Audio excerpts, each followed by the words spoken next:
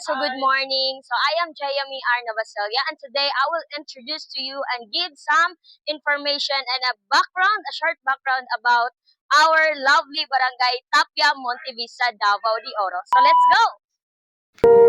The name Tapia was originated of a pioneering resident and ordinary person. Tapao, as he was called by his relatives and friends, came from the Mandaya tribe. Since then, the place was named Tapia in honor of Tapao and his tribe.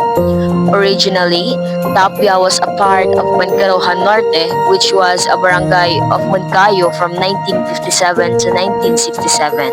It became into a regular barangay on October 23, 1968 by virtue of Presidential Decree Number 328.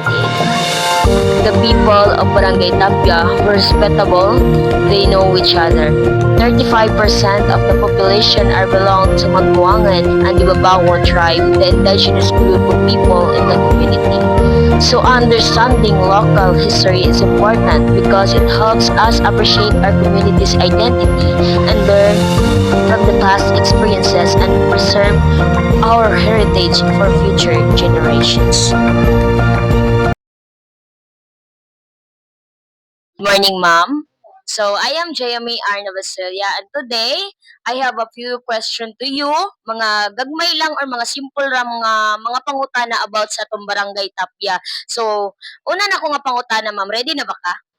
Okay, so first ako nga pangutana is asa nagikan ang word nga Tapia ug kanus asya na publish sa mga katawhan as barangay Tapia?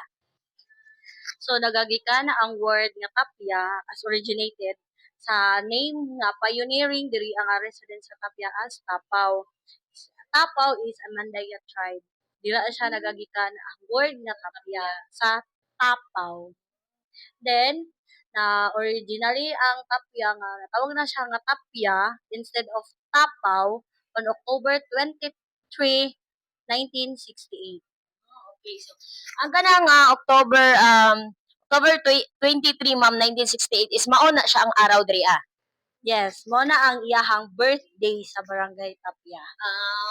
Okay, ma'am. So, kana lang akong question, ma'am, is simple ra jud kay siya pero I know nga kanang to siya kanang makahatag to og more ideas sa mga katawhan.